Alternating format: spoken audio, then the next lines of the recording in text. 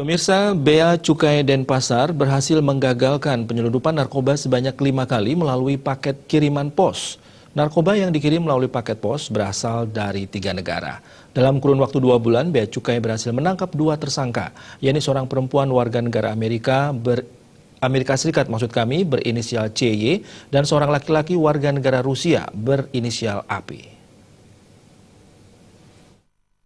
Dalam kurun waktu 2 bulan pertama tahun 2017, Bea Cukai Denpasar berhasil menggagalkan upaya penyelundupan narkotika yang dikirim melalui paket pos. Pengiriman narkoba ini dilakukan 4 kali pada bulan Januari dan sekali pada awal bulan Februari 2017. 3 paket narkoba yakni 100 butir ekstasi, 2 paket kristal seberat 13,08 gram, dan bahan utama pembuatan ekstasi seberat 106,62 gram berasal dari Belanda. Paket Kanada berupa 49,28 gram daun ganja. Sementara pada awal Februari, paket pos berasal dari Amerika Serikat yang berisi 1 bungkus sabu seberat 1,22 gram.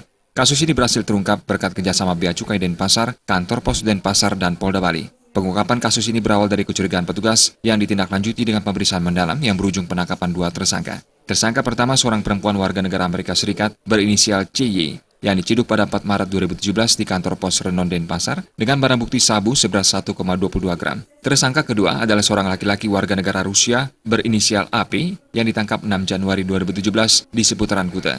Pengungkapan kasus peredaran narkoba lewat paket pos berbeda dengan pengungkapan kasus di Bea Cukai Ngurah Rai. Barang bukti dibawa langsung oleh tersangka. Bila modusnya adalah peredaran narkoba lewat paket pos, aparat masih menunggu paket tersebut jika ada yang mengambil, baik lewat alamat langsung maupun lewat kotak pos.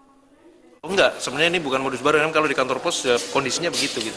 Dia kalau nggak ngambil, dia dikirim, diserahkan sama pos atau lewat PO Box. Jadi kalau untuk bea cukai itu kan ada barang yang dikenakan bea masuk, PPN itu kan ada juga, ada yang dibebaskan. Kalau yang dibebaskan itu untuk paket langsung dikirimkan oleh kantor pos kalau alamatnya jelas. Kalau alamatnya nggak jelas, biasanya mereka dipanggil ke pos atau dipanggil itu dalam hal ada pembayaran bea. Ya, semua kiriman baik yang mencurigakan itu akan dibuka, dicek isinya. Ada 2 hasil pemeriksaan, ya. Ada kategori hijau, ada kategori merah. Yang merah pasti akan dibuka secara fisik. Kalau yang hijau akan diteruskan. Artinya kalau yang hijau itu memang sudah bebas dari hal-hal yang tidak ditegah oleh Bea Cukai. Sering kantor pos?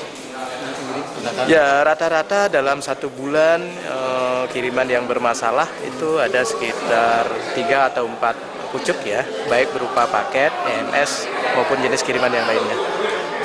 Tersangka diduga melanggar pasal 102 huruf E Undang-Undang Nomor 17 Tahun 2016 tentang Kepabeanan dan Undang-Undang RI Nomor 35 Tahun 2019 tentang narkotika. Tersangka dapat diancam dengan hukuman berat yakni penjara seumur hidup dan maksimal hukuman mati. Winata dan Indra Wijaya, Bali TV.